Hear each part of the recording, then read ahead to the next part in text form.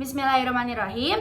Assalamualaikum warahmatullahi wabarakatuh. Kami dari kelompok 6 akan mempresentasikan materi kami mengenai analisis volumetri dengan anggota kelompok. Saya sendiri Indah Nurwahida Lalu dengan NIM 821422078. Dan saya Siti Nurfahfia dengan NIM 821422083. Dan saya Safa Salsabila Agus dengan NIM 821422076. Baik, langsung saja masuk ke bagian pertama mengenai pengertian dari volumetri. Analisis volumetri adalah teknik analisis kuantitatif berdasarkan jumlah, yaitu volume suatu larutan yang diketahui konsentrasinya supaya bereaksi sempurna dengan sejumlah tertentu komponen cuplikan. Analisis volumetri biasa dikenal dengan nama titrasi, atau dengan kata lain analisis volumetri disebut juga analisis titrimetri.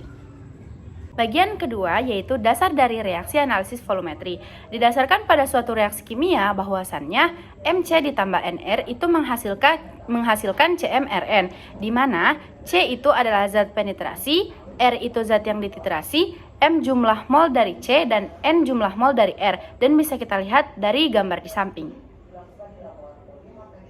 Baik, selanjutnya yaitu syarat analisis volumetri. Nah, syarat analisis volumetri itu terbagi menjadi 3. Yang pertama, reaksinya harus sederhana dan bisa dinyatakan melalui persamaan yang reaksinya stoikiometrik atau kuantitatif. Yang kedua, reaksinya harus berlangsung dengan sangat cepat.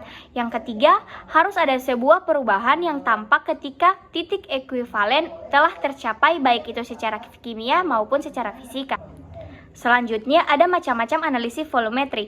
Yang pertama, gasometri adalah volumetri gas dan diukur kuantitatif ialah volume gas yang direaksikan atau hasil reaksinya. Yang kedua, alkalimetri adalah sebuah metode yang dipakai dalam menentukan kadar suatu zat yang sifatnya asam dengan menggunakan larutan standar yang sifatnya basa.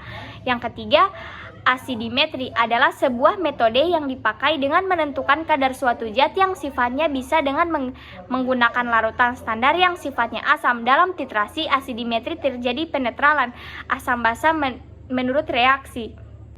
Selanjutnya, materi mengenai jurnal yang kami ulas yaitu berjudul Uji Kuantitatif Kadar Zat Besi dalam Tumbuhan, Kelakai, dan Produk Olahannya. Yang pertama ada abstrak, zat besi memiliki sifat yang tidak dapat diproduksi oleh tubuh sehingga kita harus mencukupi kebutuhan zat besi dari makanan. Zat besi merupakan unsur yang sangat penting untuk membentuk hemoglobin atau Hb. Yang kedua ada pendahuluan. Bahan makanan mengandung berbagai zat gizi yang diperlukan tubuh untuk melakukan berbagai aktivitas. Zat-zat gizi tersebut adalah karbohidrat, lemak, protein, vitamin, mineral, dan air. Kandungan gizi utama dalam buah dan sayuran adalah vitamin dan mineral. Selanjutnya, ada metode penelitian. Yang pertama ada persiapan larutan pembuatan KMNO4 sebanyak 0,1 N, standarisasi KMNO4, dan penentuan kadar besi. Selanjutnya, ada hasil dan pembahasan seperti tabel di samping ini. Selanjutnya, ada kesimpulan. Setelah dilakukan penelitian uji kuantitatif kadar zat besi dalam tumbuhan, kelakai, dan produk olahannya, diperoleh hasil kadar zat besi pada tumbuhan kelakai sebesar 3.285 mg per 100 gram.